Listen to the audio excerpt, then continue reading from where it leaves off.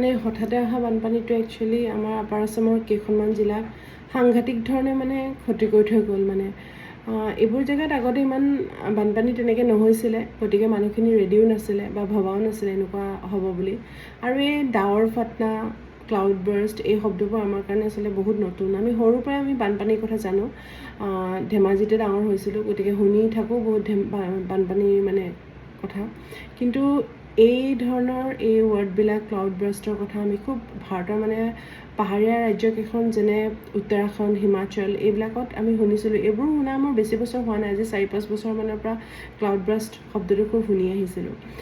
কিন্তু এতিয়া অসমত যে নাগালেণ্ডত ক্লাউড বাৰ্ষ্ট হৈ অসমত যে এনেকুৱা এটা ভয়াৱহ পৰিস্থিতিৰ সন্মুখীন হ'ব, এইটো কেতিয়াও ভবা নাছিলোঁ। আৰু সেই মানুহখিনিয়েহে, সেই ভুক্তভোগী মানুহখিনিয়েহে গম পাইছে যে তেওঁলোকৰ ওপৰত কি দুৰ্যোগ আচলতে আহিছে, মানে কিমান বেদনাদায়ক আৰু কিমান কষ্টদায়ক হ'ব পাৰে। ধন সম্পত্তি ক্ষতিটো হৈছে, তাৰ লগতে যিখিনি মানুহে মানুহৰ জীৱনটো হেৰুৱাইছে, আৰু সেইসকল মানে তেওঁলোকৰ আত্মীয় স্বজনেহে জানে তেওঁলোকে বানপানীত আজি ঘৰ নোহোৱাকৈ হয়তো ক'ত আশ্ৰয় লৈছে, ক'ত কাপোৰ পিন্ধিছে, ক'ত খাবলৈ পাইছে, সেইখিনিতো কথাটো মানে ক'বই নালাগে। লগতে তেওঁলোকৰ আপোনজনকো বিচাৰি হাহাকাৰ কৰিছে।